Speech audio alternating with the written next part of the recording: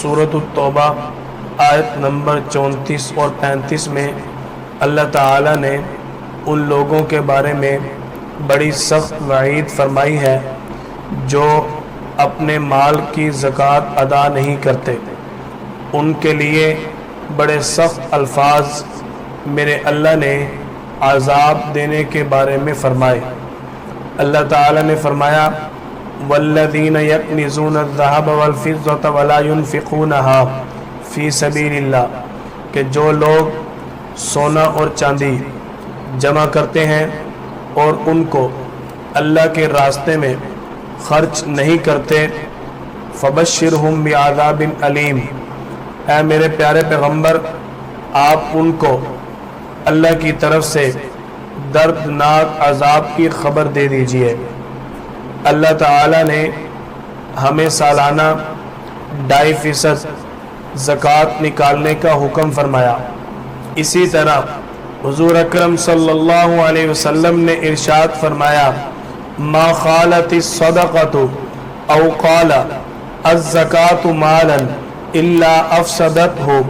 کہ جب مال میں زکوٰۃ کی رقم شامل ہو جائے گی، یعنی زکوٰۃ کی ادائیگی نہیں کی گئی یا اگر کی گئی تو اس کا پورا حساب نہیں بنایا گیا، بلکہ کچھ زکوٰۃ نکالی اور زکوٰۃ ادا کرتے ہوئے حساب کتاب کا خیال نہیں رکھا، وہ مال جو زکوٰۃ کا ہمارے بقیہ مال کے اندر ضم ہو جائے گا،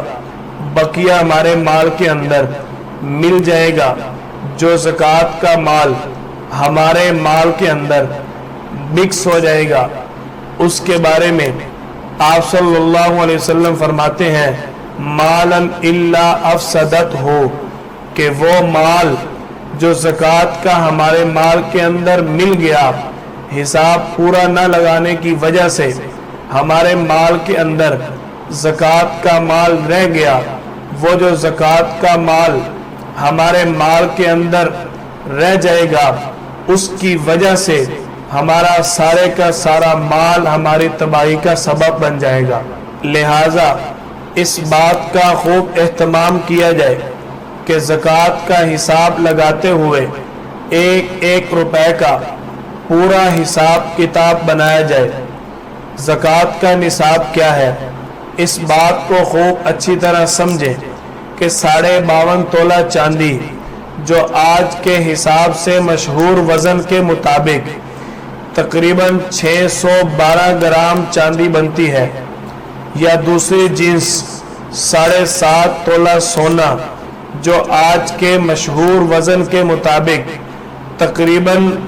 88 گرام سونا بنتا ہے، اس کو زکوٰۃ کا نصاب کہا جاتا ہے۔ اسی طرح صاحب نصاب ہونے کے لیے 52.5 تولہ چاندی کی قیمت کے برابر مالیت رکھنا صاحب نصاب بننے کے لیے ضروری ہوگا، اور اسی طرح 7.5 تولہ سونا یا اس کی مالیت رکھنا صاحب نصاب بننے کے لیے ضروری ہوگا، یعنی جو شخص 52.5 تولہ چاندی کا مالک ہوگا یا 52.5 تولہ چاندی کی قیمت کے برابر